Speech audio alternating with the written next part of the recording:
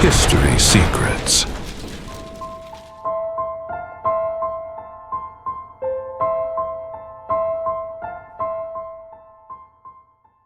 A história moderna do poder militar americano carrega uma cicatriz profunda. Uma cicatriz que moldou a forma como os Estados Unidos passaram a lutar guerras. Essa cicatriz chama-se Vietnã. Durante anos, a Guerra do Vietnã foi apresentada como uma batalha necessária contra o avanço do comunismo. Uma guerra travada para proteger a liberdade no Sudeste Asiático. Mas a realidade revelou algo muito mais complexo. Entre 1965 e 1973, os Estados Unidos enviaram milhões de soldados para o Vietnã. No auge da guerra, cerca de 500 mil militares americanos estavam no país. O custo humano foi devastador. 58 mil soldados americanos morreram. Mais de 300 mil retornaram feridos ou permanentemente traumatizados. Do outro lado, a destruição foi ainda maior. Pelo menos 3 milhões de vietnamitas morreram durante o conflito. 2 milhões eram civis. Homens, mulheres e crianças. Mas o problema central da guerra não era apenas o número de mortos. Era a natureza da guerra. Os Estados Unidos entraram no Vietnã com uma doutrina militar tradicional. Força massiva, tecnologia superior e mobilização em grande escala. Essa estratégia funcionava bem contra exércitos convencionais. Mas no Vietnã, o inimigo era diferente. Os combatentes vietnamitas não lutavam em linhas de frente claras. Eles desapareciam na selva e reapareciam de forma imprevisível. Muitas vezes, simplesmente surgiam do subsolo. Uma vasta rede de túneis subterrâneos atravessava o território vietnamita. Esses túneis permitiam ataques rápidos e desaparecimentos imediatos. Para os soldados americanos, parecia que o inimigo surgia do nada e depois evaporava novamente. Essa guerra também trouxe outro elemento explosivo. Pela primeira vez, jornalistas estavam presentes no campo de batalha quase continuamente.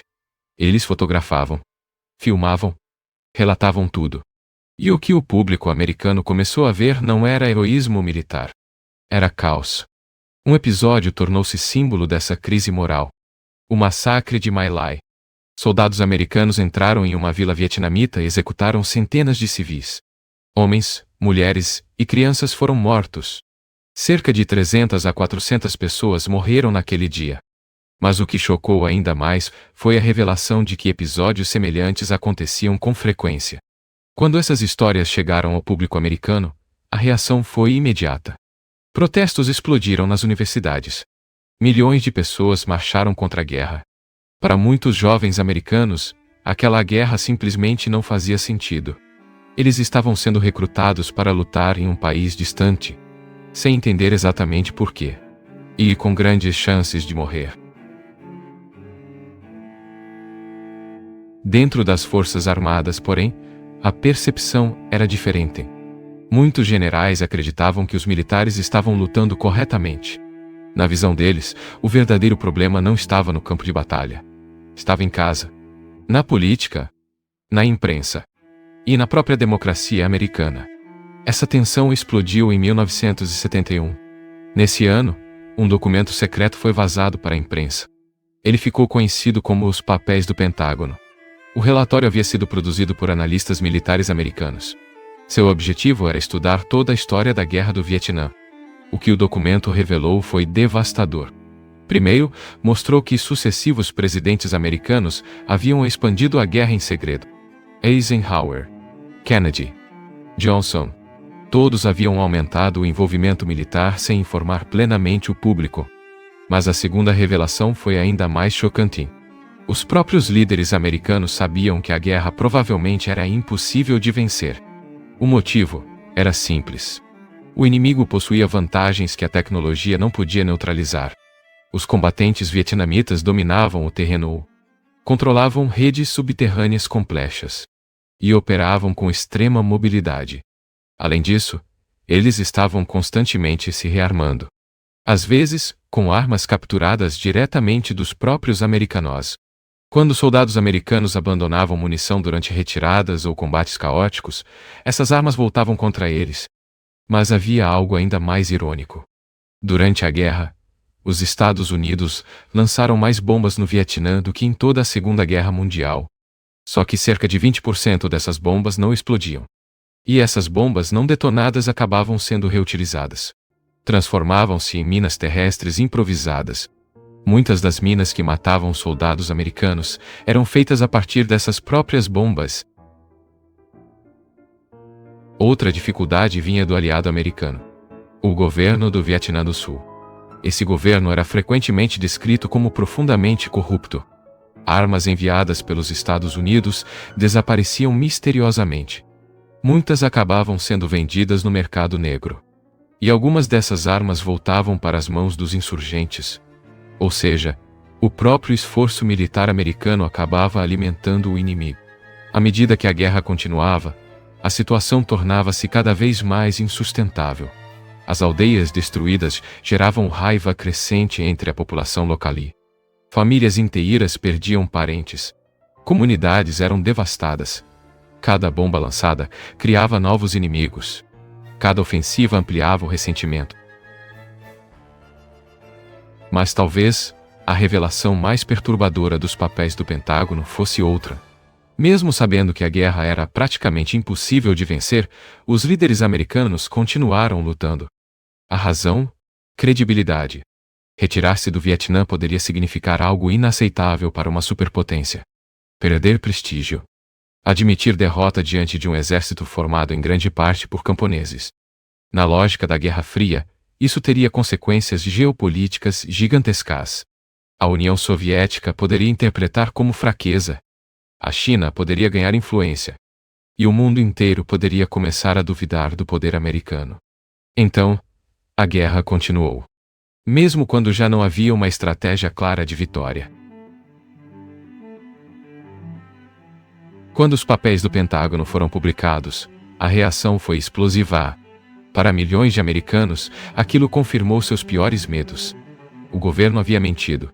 A guerra era impossível de vencer. E milhares de vidas estavam sendo sacrificadas por uma questão de reputação. Pouco depois, os Estados Unidos iniciaram a retirada. Em 1973, o envolvimento militar americano no Vietnã chegou ao fim. Mas a guerra deixou uma pergunta inquietante, dentro das próprias instituições militares americanas. Uma pergunta que moldaria as guerras das décadas seguintes. E que levaria ao nascimento de uma nova estratégia militar. Uma estratégia chamada choque e pavor. Para entender essa estratégia, porém, é preciso compreender primeiro o trauma que o Vietnã deixou dentro do próprio Império Americano. Um trauma que mudou profundamente a forma como os Estados Unidos passaram a projetar poder no mundo. E é exatamente aí que a história se torna ainda mais interessante. O trauma do Vietnã não desapareceu quando os soldados americanos voltaram para casa.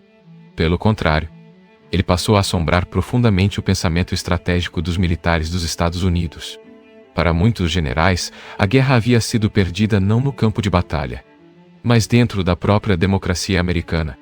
Na visão deles, protestos populares, pressão política e críticas da imprensa haviam enfraquecido o esforço de guerra.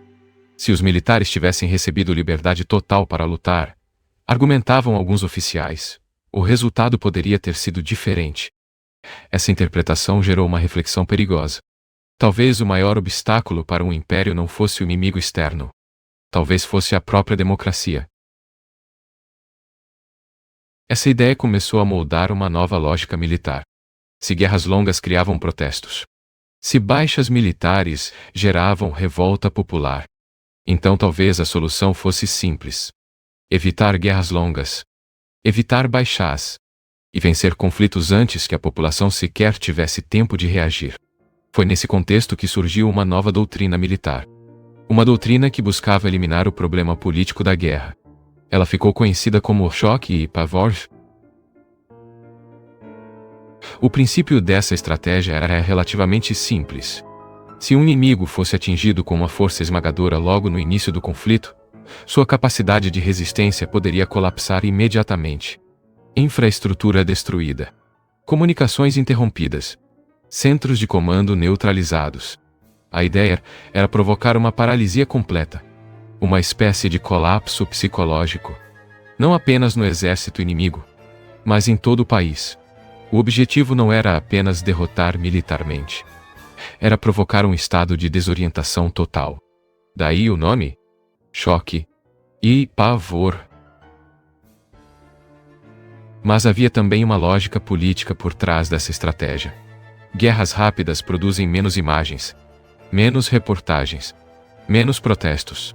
Se uma campanha militar dura poucas semanas, a opinião pública mal tem tempo de reagir. Esse era um dos grandes aprendizados extraídos do Vietnã. A guerra não poderia mais se transformar em um espetáculo prolongado diante das câmeras. Ela precisava ser rápida, violenta e decisiva. Nas décadas seguintes, essa doutrina começou a influenciar profundamente as operações militares americanas. Um dos exemplos mais conhecidos foi a invasão do Iraque em 2003. Nas primeiras horas da operação, Bagdá foi atingida por uma onda massiva de bombardeios, mísseis de precisão, ataques aéreos coordenados, infraestrutura militar destruída em sequência. Para muitos observadores, aquela ofensiva parecia quase cinematográfica. Explosões simultâneas, iluminando o céu da capital iraquiana. Uma demonstração brutal de poder tecnológico. Do ponto de vista estritamente militar, a estratégia funcionou.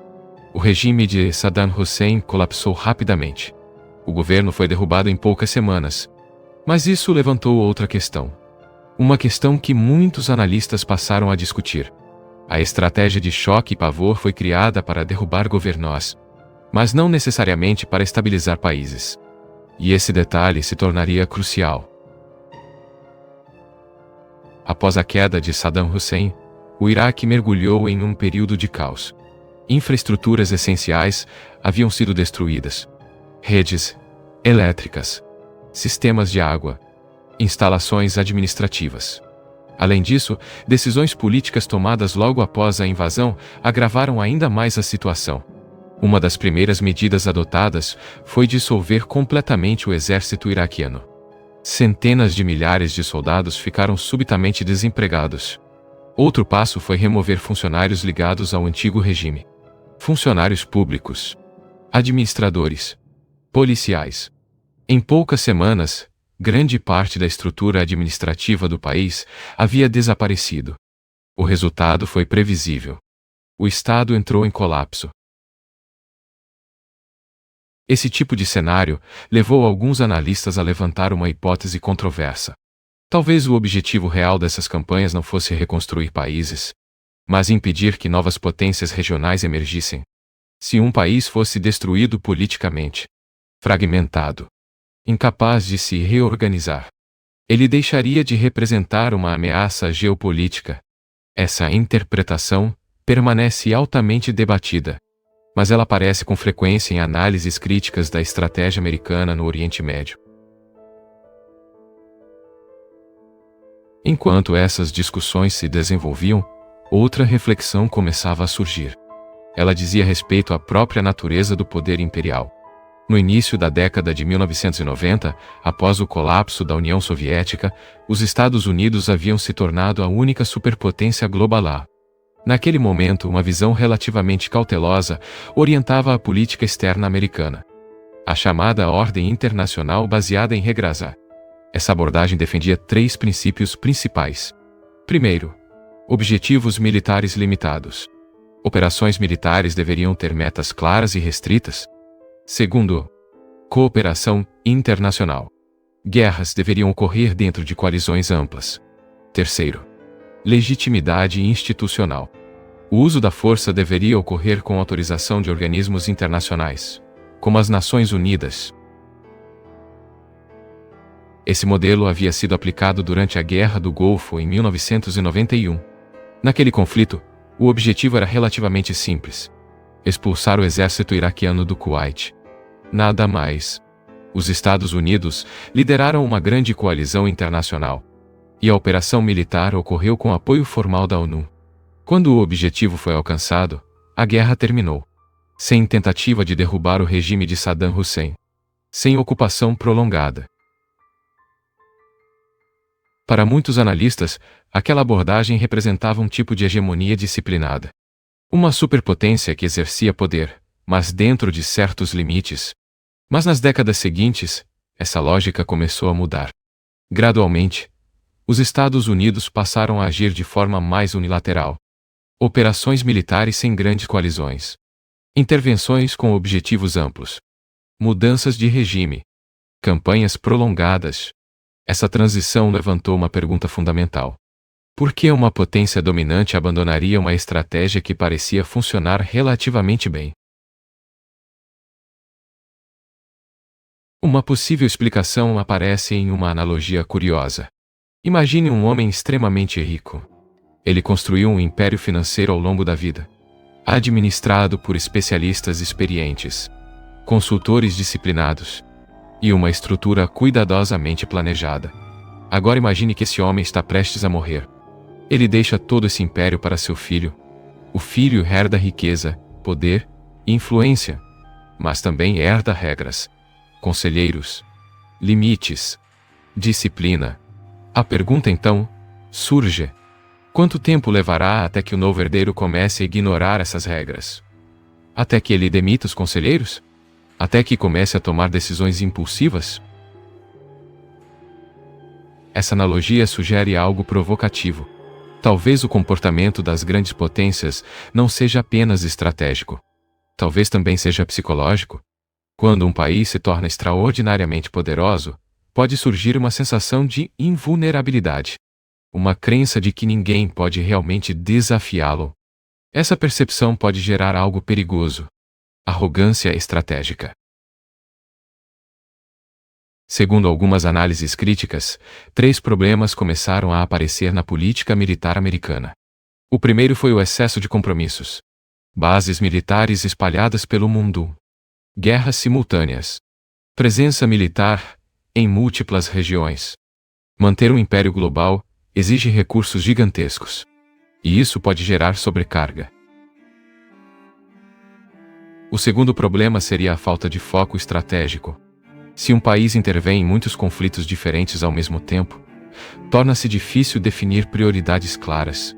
Guerras podem começar sem objetivos plenamente definidos. Campanhas podem prolongar-se indefinidamente. E estratégias podem mudar constantemente. O terceiro problema seria justamente a arrogância. A crença de que derrotas são impossíveis. Que nenhuma outra potência pode desafiar o sistema existente. Esse tipo de confiança excessiva pode levar a decisões arriscadas, especialmente em um mundo que continua mudando. Há também um fator estrutural que preocupa alguns analistas: a capacidade industrial. Durante a Segunda Guerra Mundial, os Estados Unidos possuíam uma base industrial gigantesca. Fábricas capazes de produzir navios, aviões e tanques em escala massiva. Hoje, essa capacidade mudou profundamente. A economia global se reorganizou. Cadeias produtivas tornaram-se mais distribuídas. Alguns especialistas argumentam que, em uma guerra prolongada entre grandes potências, a produção industrial voltaria a ser decisiva. E nesse cenário, novos competidores poderiam ter vantagens inesperadas. Tudo isso levanta uma questão fundamental. O poder militar absoluto garante realmente a estabilidade de um império? Ou ele pode, paradoxalmente, gerar novos riscos? A história mostra que grandes potências frequentemente enfrentam esse dilema. Quanto mais poder acumulam, mais difícil se torna administrá-lo com equilíbrio. A estratégia de choque e pavor nasceu como resposta ao trauma do Vietnã. Uma tentativa de evitar guerras longas, evitar desgaste político e preservar a imagem de invencibilidade. Mas a própria história sugere que nenhuma estratégia militar resolve completamente os dilemas do poder. Porque impérios não são apenas máquinas militares.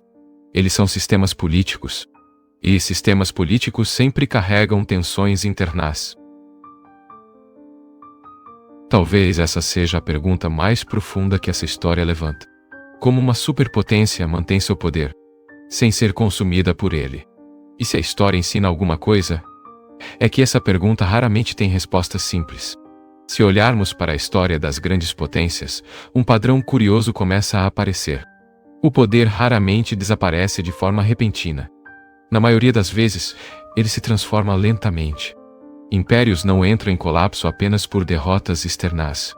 Frequentemente, suas maiores fragilidades surgem dentro de suas próprias estruturas. No caso dos Estados Unidos, o debate sobre o Império Americano continua profundamente dividido. Alguns analistas acreditam que o país ainda possui uma capacidade militar, tecnológica e econômica sem precedentes. Outros argumentam que certos sinais de desgaste começam a surgir, especialmente quando observamos três áreas fundamentais: recursos militares, capacidade industrial e coerência estratégica. Durante a Segunda Guerra Mundial, os Estados Unidos possuíam uma capacidade produtiva extraordinária. Fábricas operavam dia e noite. Navios eram construídos em ritmo acelerado. Aviões saíam das linhas de montagem em números impressionantes. Essa capacidade industrial foi decisiva para a vitória naquele conflito. Mas o mundo mudou profundamente desde então. Hoje, grande parte da produção industrial global encontra-se distribuída por diversas regiões, especialmente na Ásia. Isso significa que a capacidade de sustentar guerras prolongadas pode depender cada vez mais de cadeias produtivas complexas. E essas cadeias são vulneráveis. Outro elemento importante é a dimensão militar global. Os Estados Unidos mantêm bases e alianças em praticamente todos os continentes. Essa rede de presença militar garante influência estratégica, mas também exige recursos imensos. Navios patrulhando oceanos distantes, tropas estacionadas em regiões sensíveis, equipamentos sofisticados exigindo manutenção constante. Manter essa estrutura global pode ser extremamente custoso. Alguns analistas apontam números que ilustram essa mudança histórica. Logo após a Segunda Guerra Mundial, a Marinha Americana possuía milhares de embarcações. Hoje, a frota é muito menor. Embora tecnologicamente mais avançada, ela precisa cobrir praticamente todo o planeta. Isso levanta uma questão logística complexa: como equilibrar alcance global com recursos limitados? Algo semelhante acontece com as forças terrestres. Durante o auge da Guerra Fria, o exército americano mobilizava números muito maiores de soldados. Hoje, a estrutura militar é mais profissionalizada, mais tecnológica, mas também mais enxuta. Isso pode funcionar bem em conflitos curtos. Mas guerras prolongadas contra adversários comparáveis poderiam apresentar desafios muito diferentes. Essas preocupações aparecem frequentemente em debates estratégicos contemporâneos, especialmente quando se analisa o surgimento de novas potências. O cenário internacional atual não se parece mais com o mundo unipolar dos anos 1990. Outros centros de poder começaram a se fortalecer. Economias emergentes, novas capacidades tecnológicas, reorganização das cadeias produtivas globais. Tudo isso cria um ambiente geopolítico muito mais complexo. Nesse contexto, alguns especialistas argumentam que a estratégia de choque e pavor pode ter limitações significativas. Ela funciona melhor contra adversários relativamente frágeis, especialmente em ambientes geográficos favoráveis, como grandes áreas abertas ou desertos, mas em regiões montanhosas, ou em países com forte organização territorial. Os desafios podem ser muito diferentes. Guerras modernas frequentemente envolvem insurgências prolongadas, redes descentralizadas, combates assimétricos. E nesse tipo de cenário, vitórias rápidas tornam-se muito mais difíceis. A própria experiência recente dos Estados Unidos no Afeganistão ilustra esse dilema. O regime talibã foi derrubado rapidamente em 2001. Mas o conflito se estendeu por 2 décadas. Um exemplo clássico de como a fase inicial de uma guerra pode ser completamente diferente de sua fase de estabilização. Essa distinção entre derrubar governos e estabilizar países tornou-se central no debate estratégico. Destruir estruturas políticas é relativamente rápido. Reconstruí-las é muito mais complexo. Requer instituições, legitimidade, infraestrutura, confiança social, elementos que não podem ser criados apenas por poder militar. Isso nos leva novamente à pergunta central que percorre toda essa história. Qual é, afinal, o objetivo de um império? Expandir poder, garantir estabilidade, manter influência, ou simplesmente impedir que outros desafiem sua posição dominante? Dependendo da resposta a essa pergunta, as estratégias podem mudar drasticamente. Alguns analistas sugerem que, ao longo das últimas décadas, a política externa americana passou a oscilar entre diferentes visões estratégicas. Em certos momentos, predominou a ideia de ordem internacional cooperativa. Em outros, uma lógica mais unilateral ganhou força. Essas mudanças refletem debates internos intensos dentro da própria sociedade americana, entre diplomatas, militares, políticos e acadêmicos. E é justamente nesse ponto que a questão da arrogância estratégica reaparece. Não necessariamente como uma característica moral, mas como um risco estrutural. Quando uma potência domina o sistema internacional por muito tempo, pode surgir uma sensação de inevitabilidade. A ideia de que sua posição será permanente, que nenhuma transformação significativa ocorrerá. Mas a história raramente segue esse roteiro. Ao longo dos séculos, muitos impérios acreditaram ter alcançado uma posição definitiva. O Império Romano, o Império Britânico, outras grandes potências que pareciam invencíveis em determinados momentos, e, no entanto, todas enfrentaram transformações inesperadas.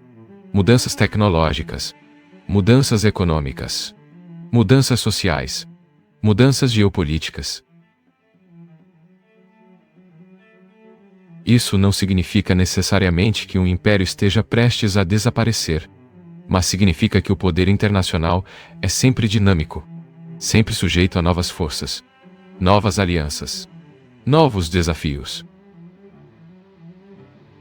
Talvez essa seja a verdadeira lição que emerge de toda essa história. A Guerra do Vietnã, a estratégia de choque e pavor, as guerras no Oriente Médio, as transformações da ordem internacional. Tudo isso revela algo fundamental. O poder militar por si só nunca resolve completamente os dilemas do poder político. Porque, no fim das contas, impérios não são apenas construções militares. Eles são sistemas complexos. Sistemas que dependem de legitimidade, de alianças, de recursos econômicos, de estabilidade interna e de algo ainda mais difícil de medir: sabedoria estratégica. Se essa sabedoria estiver presente, o poder pode ser administrado com equilíbrio. Mas se ela desaparecer, mesmo os maiores impérios podem enfrentar desafios inesperados. E talvez seja exatamente por isso que a história continua sendo tão importante. Ela nos lembra constantemente de algo essencial. Nenhum poder é absoluto. E nenhum império está completamente imune às próprias escolhas. A pergunta que permanece aberta é simples: como as grandes potências aprenderão com os erros do passado? E que tipo de ordem global surgirá das decisões que estão sendo tomadas hoje? Quando observamos o comportamento das grandes potências ao longo da história, percebemos que a maior ameaça raramente surge de um único evento. Ela surge de padrões. Decisões acumuladas ao longo de décadas. Mudanças graduais na forma como o poder é exercido. E no caso dos Estados Unidos, muitos analistas argumentam que a transição entre duas visões de império revela exatamente esse tipo de padrão. A primeira visão surgiu logo após o fim da Guerra Fria. Em 1991, a União Soviética havia colapsado. Pela primeira vez em décadas, os Estados Unidos encontravam-se sozinhos no topo da hierarquia global. Era um momento unipolar. Uma única superpotência, sem rivais equivalentes. Nesse contexto, surgiu a ideia de uma nova ordem internacional. Uma ordem baseada em regras instituições multilaterais e cooperação entre países. Dentro dessa visão, o poder americano deveria ser exercido com moderação, com objetivos estratégicos limitados e, sempre que possível, com apoio internacional. A Guerra do Golfo de 1991 tornou-se um exemplo emblemático desse modelo. Quando o Iraque invadiu o Kuwait, os Estados Unidos lideraram uma ampla coalizão internacional. Dezenas de países participaram da operação, e o uso da força recebeu autorização das Nações Unidas. O objetivo militar também era extremamente específico: remover as forças iraquianas do Kuwait. Nada mais. Não havia intenção de ocupar o Iraque, nem de derrubar Saddam Hussein naquele momento. Quando a missão foi cumprida, as operações militares foram encerradas. Essa abordagem parecia representar uma forma disciplinada de hegemonia. Uma potência dominante que exercia liderança, mas dentro de limites institucionais. Mas essa lógica começou a mudar gradualmente, especialmente após os atentados de 11 de setembro de 2001. O mundo entrou em uma nova fase de conflitos, a chamada guerra contra o terrorismo. E dentro desse novo cenário, as estratégias militares americanas passaram por transformações profundas. Operações preventivas, mudanças de regime, intervenções unilaterais, campanhas militares sem autorização formal de organismos internacionais. O conceito de choque e pavor tornou-se parte central desse novo modelo. A lógica parecia simples. Se uma superpotência possui capacidade militar esmagadora, por que não utilizá-la para remodelar regiões inteiras? Se um regime é considerado hostil, por que esperar até que ele se torne uma ameaça maior? Essa forma de pensar ganhou força em certos círculos estratégicos, mas também gerou enorme controvérsia. Muitos analistas passaram a questionar se essa abordagem não estaria criando novos problemas. Guerras preventivas podem gerar instabilidade regional. Mudanças abruptas de regime podem desencadear conflitos internos. E intervenções prolongadas podem desgastar recursos políticos e econômicos. Esses debates tornaram-se especialmente intensos após as guerras no Iraque e no Afeganistão. Ao mesmo tempo, outra transformação silenciosa estava ocorrendo no cenário global. O crescimento de novas potências, especialmente na Ásia. Economias emergentes começaram a expandir sua influência comercial, tecnológica e militar. Esse processo alterou gradualmente o equilíbrio de poder internacional. O mundo unipolar dos anos 1990 começou a dar lugar a um sistema mais multipolar. Nesse novo ambiente, estratégias baseadas exclusivamente em superioridade militar podem encontrar limites inesperados. Guerras modernas raramente são decididas apenas por batalhas. Elas envolvem economia, tecnologia, diplomacia, informação, cadeias produtivas globais e alianças internacionais complexas. Isso significa que o conceito tradicional de vitória também começou a mudar. No passado, guerras frequentemente terminavam com rendições claras, capitais ocupadas, tratados formais. Hoje muitos conflitos simplesmente não têm um ponto final definido. Eles se transformam, mudam de forma, passam de guerras convencionais para insurgências, ou para disputas geopolíticas prolongadas. Diante desse cenário, a pergunta sobre a arrogância estratégica volta a ganhar relevância. Não necessariamente como acusação, mas como advertência histórica. Grandes potências frequentemente acreditam que sua posição é permanente, que sua superioridade tecnológica garantirá vantagem indefinida, que seus sistemas políticos são mais resilientes do que os de seus rivais. Mas a história raramente confirma essas certezas. Impérios surgem, se expandem e, eventualmente, enfrentam desafios inesperados. Às vezes, vindos de adversários externos. Às vezes provocados por tensões internas. Ou por transformações econômicas profundas. Isso não significa que o poder americano esteja necessariamente em declínio. Muitos especialistas argumentam exatamente o contrário. Os Estados Unidos continuam sendo uma potência extraordinariamente influente. Sua economia permanece uma das maiores do mundo. Sua capacidade tecnológica é impressionante. E sua rede global de alianças continua sendo uma das mais amplas já vistas na história. Mas mesmo superpotências precisam lidar com dilemas estratégicos. Como equilibrar liderança global e estabilidade interna? Como usar poder militar sem gerar conflitos intermináveis? Como manter alianças sem provocar rivalidades desnecessárias? Essas são perguntas que todas as grandes potências enfrentam em algum momento. A história da Guerra do Vietnã. A criação da estratégia de choque e pavor. E as guerras no Oriente Médio revelam justamente esse processo de aprendizado. Um aprendizado muitas vezes doloroso, feito de erros, ajustes e revisões estratégicas. Talvez a lição mais importante seja esta: o poder absoluto não elimina a necessidade de prudência. Pelo contrário, quanto maior o poder de uma nação, maior também a responsabilidade de administrá-lo com cuidado. Porque cada decisão estratégica pode reverberar por décadas, influenciando não apenas um país, mas todo o sistema internacional. E assim, a pergunta que ecoa ao longo de toda essa história permanece aberta. Como as grandes potências podem exercer poder, sem se tornarem prisioneiras dele? Talvez o futuro da ordem global dependa exatamente da resposta a essa pergunta. Porque no fim das contas, impérios não são definidos apenas por sua força, mas pela forma como escolhem utilizá-la.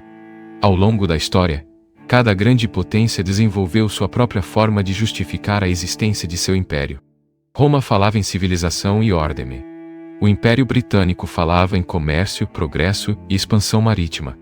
Outras potências falaram em segurança, estabilidade ou equilíbrio de poder.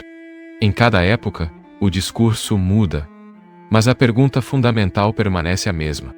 Por que uma potência decide projetar seu poder para além de suas próprias fronteiras? No caso dos Estados Unidos, diferentes respostas surgiram ao longo do tempo. Durante a Guerra Fria, a justificativa central era o combate ao comunismo. A expansão soviética era vista como uma ameaça global. Conter essa expansão tornou-se um dos pilares da política externa americana. Esse contexto ajudou a explicar intervenções militares em várias partes do mundo, da Ásia ao Oriente Médio, da América Latina à Europa. Com o colapso da União Soviética em 1991, essa justificativa desapareceu. Mas o poder militar americano permaneceu intacto. Na verdade, tornou-se ainda mais dominante. Sem um rival equivalente, os Estados Unidos passaram a ocupar uma posição inédita na história moderna. A única superpotência global. Foi nesse cenário que surgiu a ideia de uma ordem internacional baseada em regras. A proposta era relativamente clara. Os Estados Unidos exerceriam liderança global, mas dentro de instituições internacionais, organizações multilaterais e alianças estratégicas. Essa abordagem buscava criar uma aparência de equilíbrio, mesmo dentro de um sistema dominado por uma única potência. Durante algum tempo, esse modelo pareceu funcionar. Instituições internacionais continuaram operando. A globalização acelerou. O comércio internacional expandiu-se rapidamente. Mas o início do século XXI trouxe novos desafios. Os atentados de 11 de setembro mudaram profundamente o clima político internacional. O terrorismo tornou-se a principal preocupação estratégica.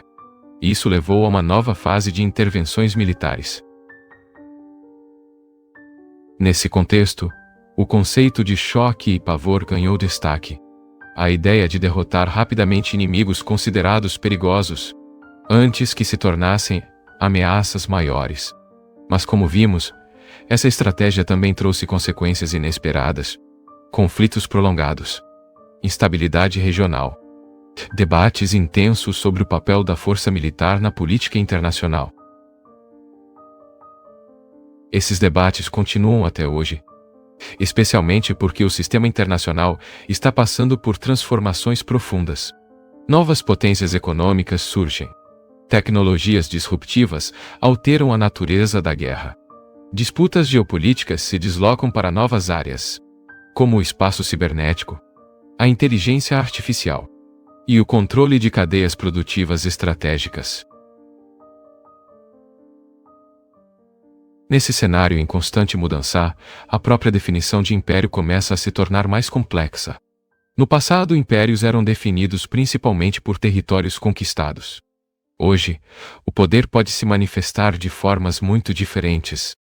Influência econômica, controle tecnológico, capacidade financeira, domínio de redes globais de informação. Isso significa que o poder internacional tornou-se muito mais difuso, muito mais interdependente e muito mais difícil de controlar por uma única potência, mesmo para países com enormes capacidades militares. Talvez por isso o debate sobre a arrogância estratégica tenha voltado com tanta força nos últimos anos, não como uma crítica moral, mas como uma advertência histórica. Grandes potências frequentemente acreditam que seus sistemas são permanentes, que sua liderança é inevitável, que sua superioridade tecnológica garantirá estabilidade duradoura, mas a história raramente confirma essas expectativas. Ao longo dos séculos, inúmeras potências pareceram invencíveis em determinados momentos. Roma, Espanha, Grã-Bretanha. Todas dominaram amplas regiões do mundo. Todas possuíam poder militar impressionante. E todas acreditaram, em algum momento, que sua posição era permanente. Mas o sistema internacional continua evoluindo. Novas forças emergem. Novas alianças se formam. Novas tecnologias alteram o equilíbrio de poder. Isso não significa necessariamente que um império esteja condenado a desaparecer, mas significa que nenhuma potência pode permanecer estática. Adaptar-se torna-se essencial. Aprender com erros históricos torna-se vital, especialmente quando as decisões tomadas hoje podem moldar o mundo por décadas. A história da Guerra do Vietnã, o surgimento da estratégia de choque e pavor, as guerras no Oriente Médio e a transformação da ordem internacional. Tudo isso faz parte de uma narrativa muito maior. Uma narrativa sobre como o poder é exercido e sobre como ele pode, às vezes, escapar ao controle de quem o possui. Talvez seja por isso que estudar história continua sendo tão importante. Ela nos lembra constantemente que o poder não é apenas uma questão de força, mas também de julgamento, de prudência e de compreensão profunda das consequências de cada decisão. No final, o verdadeiro desafio das grandes potências não é apenas vencer guerras. É construir uma ordem internacional que permaneça estável.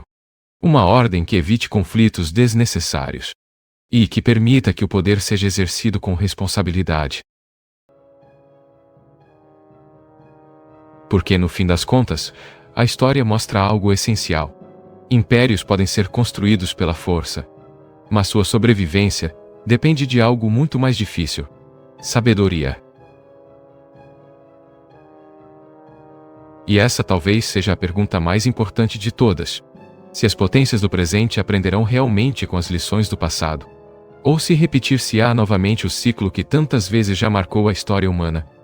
Até aqui, acompanhamos uma sequência de transformações profundas. A Guerra do Vietnã revelou os limites do poder militar tradicional. Os papéis do Pentágono expuseram as contradições políticas daquela guerra. E a estratégia de choque e pavor surgiu como uma tentativa de resolver esse dilema. Mas a história não termina aí. Porque o verdadeiro impacto dessas mudanças não está apenas nas guerras passadas. Ele aparece nas decisões estratégicas que continuam sendo tomadas no presente. Ao longo das últimas décadas, o mundo entrou em um período de transição. Durante os anos 1990, muitos analistas acreditavam que a ordem internacional havia se estabilizado. A União Soviética havia desaparecido. A globalização avançava rapidamente. e os Estados Unidos pareciam ocupar uma posição dominante e incontestável.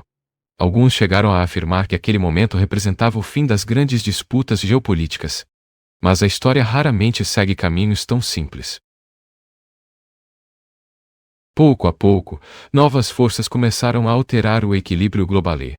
Economias emergentes cresceram com velocidade surpreendente. Tecnologias digitais transformaram sistemas produtivos.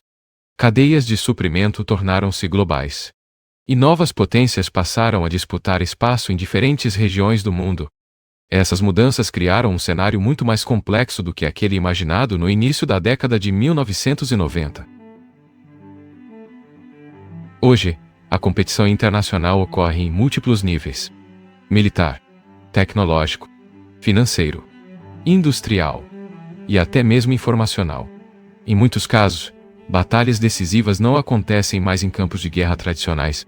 Elas ocorrem em redes de dados, laboratórios de pesquisa, mercados globais e sistemas logísticos que conectam continentes inteiros.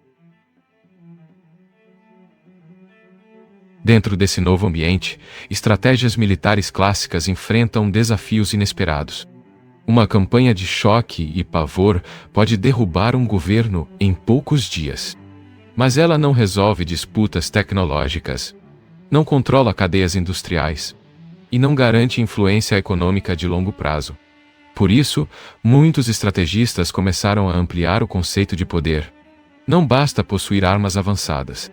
É preciso dominar setores estratégicos: semicondutores, inteligência artificial, infraestrutura digital, energia. Esses elementos passaram a desempenhar um papel cada vez mais central nas disputas globais. Essa transformação também mudou a forma como guerras podem surgir. No passado, conflitos frequentemente começavam com invasões militares claras. Hoje, disputas podem iniciar de maneira muito mais ambígua. Ataques cibernéticos, sanções econômicas, pressões comerciais, campanhas de desinformação. Tudo isso pode fazer parte de confrontos estratégicos modernos. Nesse cenário, a própria ideia de império precisa ser reinterpretada. Impérios do passado eram definidos por territórios controlados diretamente.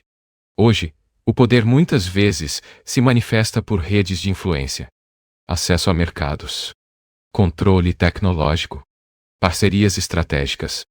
Essa nova configuração torna o sistema internacional mais interdependente, mas também mais imprevisível. E é exatamente nesse ponto que a história da arrogância estratégica volta a ser relevante.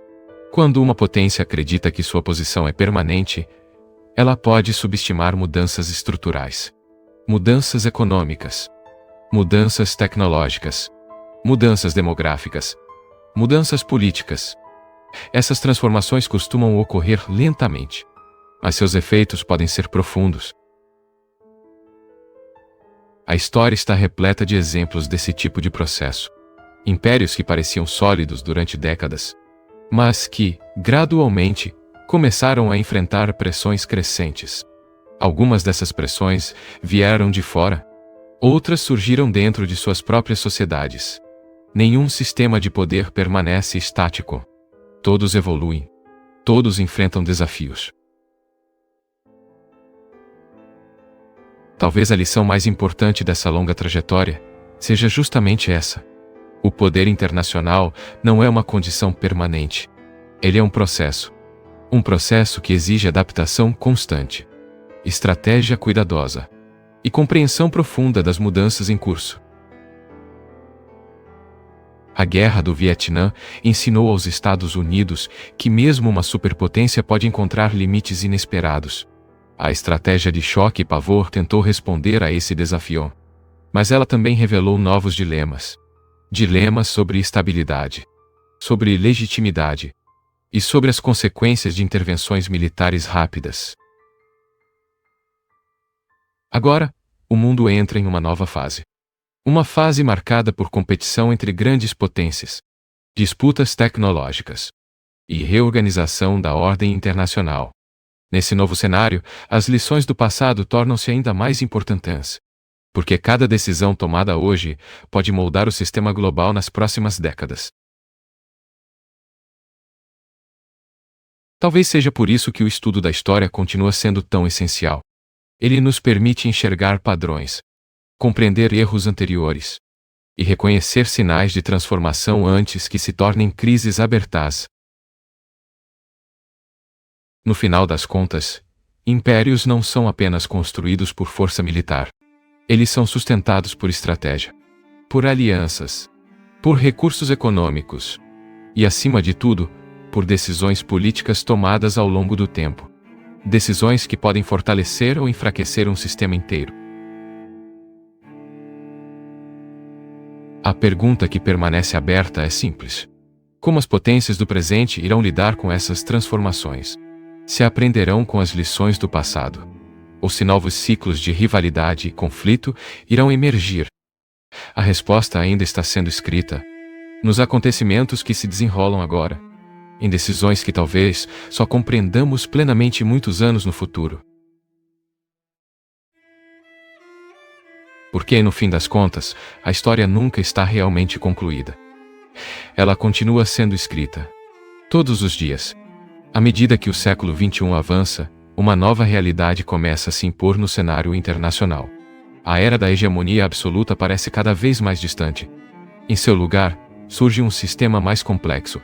Um sistema onde várias potências influenciam simultaneamente o equilíbrio global. Esse processo não ocorre de forma abrupta. Ele acontece gradualmente, ano após ano, década após década. Mudanças econômicas alteram o peso relativo das nações. Novas tecnologias transformam capacidades militares. E alianças políticas evoluem conforme os interesses estratégicos se modificam.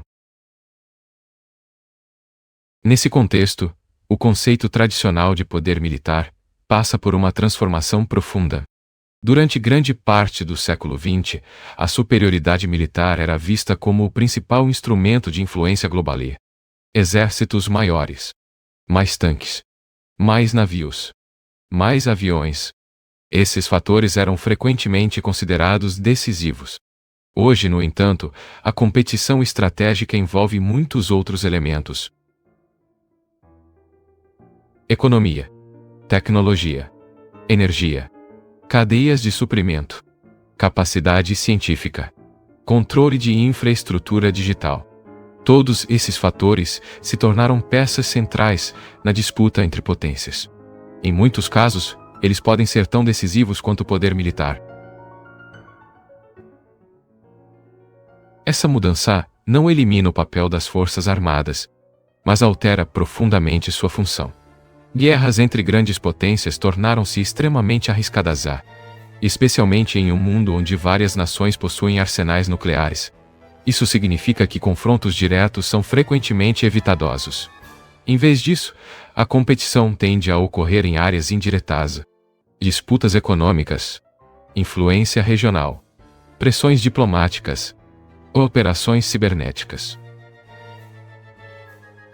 Esse tipo de rivalidade estratégica pode durar décadas, sem uma batalha decisiva, sem um tratado final, mas com impactos profundos no sistema internacional. Dentro desse cenário, a ideia de arrogância estratégica assume um significado ainda mais relevante. Quando uma potência acredita que sua superioridade é permanente, ela pode subestimar mudanças graduais. Mudanças que, acumuladas ao longo do tempo, podem alterar completamente o equilíbrio global. Foi exatamente isso que ocorreu em diversos momentos da história. No início do século XX, por exemplo, muitas potências europeias acreditavam que sua posição dominante seria eterna. Seus impérios coloniais pareciam invencíveis. Suas economias eram poderosas. Seus exércitos eram considerados os mais avançados do mundo. Mas poucas décadas depois, 2 guerras mundiais transformaram completamente aquele sistema. O mesmo tipo de transformação ocorreu com outras potências ao longo dos séculos. O Império Espanhol, o Império Otomano, o Império Britânico. Todos viveram períodos de extraordinária expansão. Todos acreditaram em algum momento que sua supremacia era estável. Mas o curso da história raramente permanece estático. Isso não significa que os Estados Unidos estejam destinados a seguir exatamente o mesmo caminho. A história nunca se repete de forma perfeita. Cada período possui suas próprias características, suas próprias circunstâncias, seus próprios desafios. Mas o estudo dessas transformações permite identificar padrões. E esses padrões revelam algo fundamental. A estabilidade de um império depende menos de sua força inicial e mais de sua capacidade de adaptação. Impérios que conseguem ajustar suas estratégias ao longo do tempo frequentemente sobrevivem por séculos. Já aqueles que se tornam rígidos ou excessivamente confiantes em sua própria invencibilidade podem enfrentar crises inesperadas. Por isso, muitos historiadores argumentam que o verdadeiro teste do poder não ocorre no auge da expansão. Ele acontece quando o sistema internacional começa a mudar, quando novos rivais surgem, quando tecnologias alteram o equilíbrio de poder e quando decisões estratégicas precisam ser reavaliadas. Nesse momento, prudência torna-se essencial. Visão de longo prazo torna-se fundamental. E a capacidade de reconhecer erros pode ser decisiva. Talvez essa seja a verdadeira lição que atravessa toda essa história. Da Guerra do Vietnã ao surgimento da estratégia de choque e pavor, às guerras no Oriente Médio e às transformações geopolíticas atuais. O poder militar pode conquistar territórios, pode derrubar governos, pode alterar equilíbrios regionais, mas ele raramente resolve sozinho os dilemas mais profundos da política internacional. Esses dilemas envolvem interesses econômicos, estruturas sociais, identidades culturais, equilíbrios diplomáticos e sistemas políticos complexos, elementos que não podem ser controlados apenas pela força. Talvez por isso, ao longo da história, os impérios mais duradouros tenham sido aqueles capazes de combinar poder com prudência, força com estratégia, influência com legitimidade. A pergunta que permanece aberta para o século XXI é exatamente essa: se as grandes potências do presente conseguirão encontrar esse equilíbrio, ou se novos ciclos de rivalidade e conflito irão redefinir a ordem internacional.